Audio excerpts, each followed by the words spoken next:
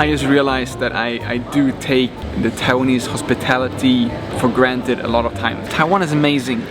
Don't take Taiwan for granted. It's pretty awesome. I have now officially been back in Sweden for roughly 45 minutes, but I already now want to go back home to Taiwan. Usually I would like to think I don't complain too much in my YouTube videos, but I usually do not try to leave Taiwan and go back home to my Swedish home either. But today we are gonna do both, and it's emphasis on trying to go back home because, as you can see, I am still in Arlanda, Stockholm airport. I should, according to my itinerary, be in the arms of my mom already, but I am here, still at the airport. So yeah, today I'm just gonna complain a little bit and just try to kill the 2 hours I have here, just waiting for the bus to finally go back home to my family. So just to give you the full picture of how my day, or I guess days, have looked like. Started with taking a train from Taipei main station to Taoyuan airport. So far no problem. And then there was going to be one flight from Taipei to Dubai, another flight from Dubai to Stockholm, Arlanda, where I am right now. And then from here I was supposed to have taken a bus to another city called Västerås, and then from Västerås taking another bus to a city called Karlstad, and then from Karlstad my parents would have picked me up in a car and then drove me back home to my house here in Sweden. And already from the beginning things did not really go as planned. It has actually nothing to do with Sweden, but I figured since this is one of the few complaining videos I am gonna make, I just wanted to check a little bit your experience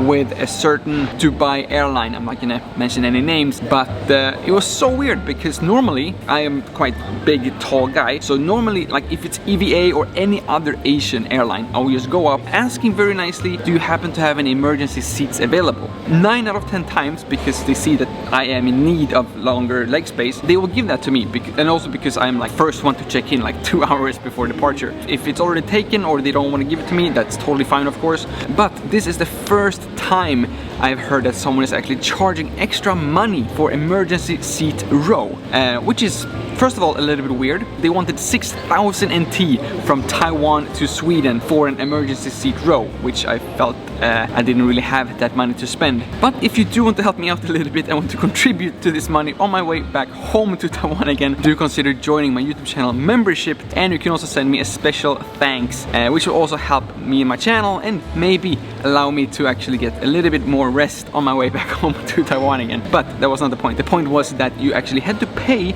to get an emergency seat row, which I always thought had to do with like security and that you wanted like to help the passengers.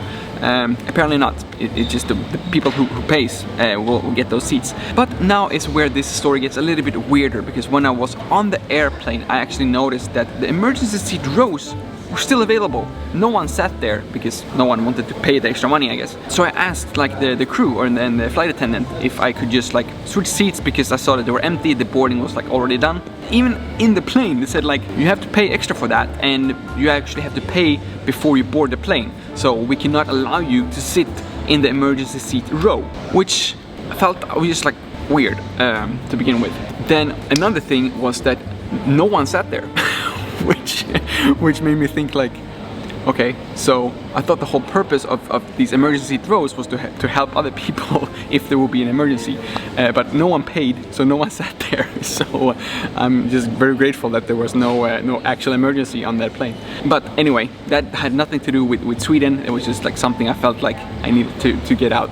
But then we arrived here in Sweden, so I took 2 planes from Taiwan to Dubai and then from Dubai to Sweden. But then after I landed here at the airport, I still had to take 2 buses in order to meet my parents with their car in Karlstad. And I thought I was very generous, and I actually left 90 minutes between arrival here at the airport and my departure bus. Turns out that that was not enough, because the plane was 40 minutes late, and then I had to wait 20 minutes for the luggage as well. And when it finally arrived 1 hour after I was supposed to land, and I only had 30 minutes to catch my bus, which I still thought was more than enough time. Turns out that the wheels on my suitcase was missing. I have no idea. They're just gone. They're not like damaged, they're just like gone. So yeah, I have no idea. They're either in Taiwan, in Dubai, or maybe they're like somewhere here in the basement. But yeah, they were not here. So I'm not gonna blame the airline. Maybe it was the 32 kilos of Taiwanese snacks that was too much. But yeah, I was just surprised. This is the first time like ever in 30 years I have an issue with the luggage. And I just then of course had to literally drag this huge suitcase across 2 terminals on the other side of the airport.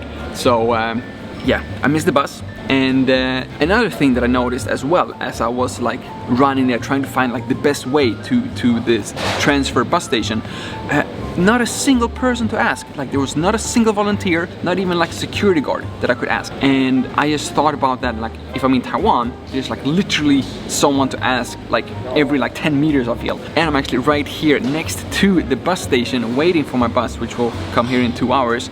And this is where they have the information desk, which is closed, and it's Thursday 3 p.m. The only information desk I've seen at this airport is closed. So I'm not really sure when that will be open, if it's not open on a Thursday afternoon. But anyway, so there was no one to ask. And then I came here, well prepared, I thought.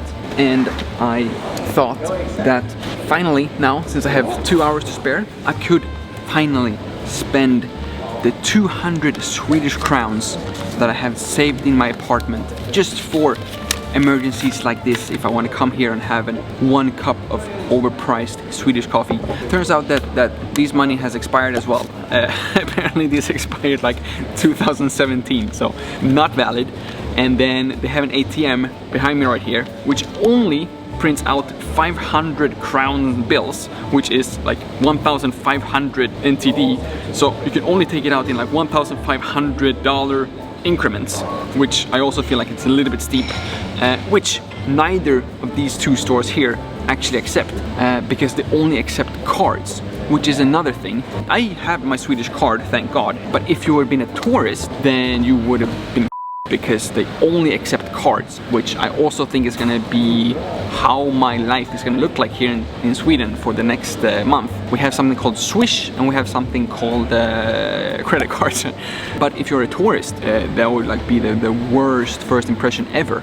And another thing, while I was here trying to access the shitty Wi-Fi at the airport, I tried to book the ticket for the next bus in 2 hours. And I should also mention this, that of course in Sweden, if you do happen to miss your bus or your train, there's no way in hell you can actually get a refund or be able to change your ticket to a later bus or train that same day. In Sweden you pay for 1 bus or 1 train, and if you miss that, it's not the bus line or the train company's fault, and so you simply have to buy another ticket.